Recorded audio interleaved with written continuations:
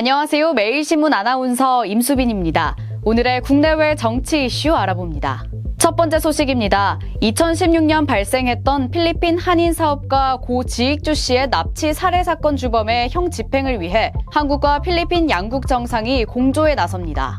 윤석열 대통령이 지난 필리핀 대통령과의 한 필리핀 정상회담에서 주범 신병 확보 및 대법원 선고 등 사법 절차가 신속히 진행되도록 적극 나서달라고 강조했고, 마르코스 대통령은 주범 도주 문제를 해결하기 위해 최선을 다하겠다고 약속한 것으로 전해졌습니다.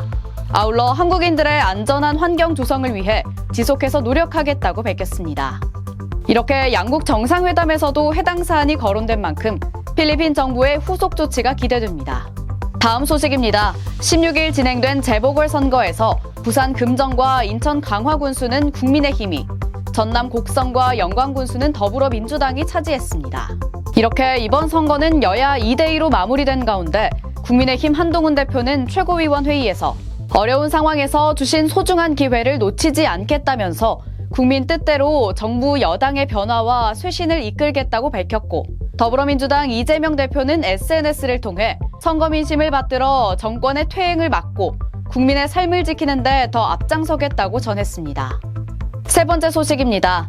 조규홍 의사 집단행동 중앙재난안전대책본부 1차장은 17일 정부 서울청사에서 열린 중대본 회의에서 쉽지 않은 상황이긴 하지만 비상진료 체계가 유지되고 있다고 평가했습니다. 또 경증 환자 감소로 응급실 내원 이후 전문의 최초 진료 시간과 발병 후 응급실 도착 시간이 예년과 비슷한 수준을 유지하고 있다고 말했습니다. 조 차장은 다만 고난도 전문 진료는 종합병원을 통한 대체에 일부 한계가 있다면서 이를 개선하기 위한 상급 종합병원 구조전환 지원 사업을 추진하고 있다고 설명했습니다. 네 번째 소식입니다. 북한 조선중앙통신은 북한이 17일 경의선 동해선 남북 연결도로 폭파 소식을 전하면서 대한민국을 철저한 적대 국가로 규제한 공화국 헌법의 요구라고 밝혔습니다. 북한은 이번 폭파가 조선민주주의인민공화국의 주권 행사 영역과 대한민국의 영토를 철저히 분리하기 위한 단계별 실행의 일환이라며 분리 조치가 계속될 것을 시사했습니다. 국방성 대변인은 폐쇄된 남북국경을 영구적으로 요새화하기 위한 조치들은 계속 취해갈 것이라고 밝혔습니다. 마지막 소식입니다.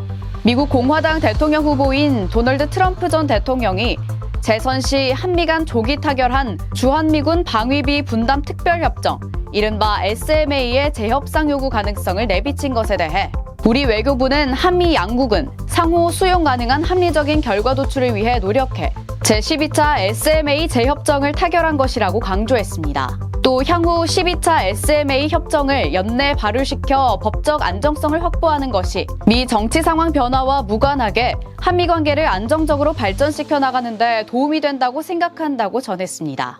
지금까지 매일의 정치 이슈 임수빈이었습니다.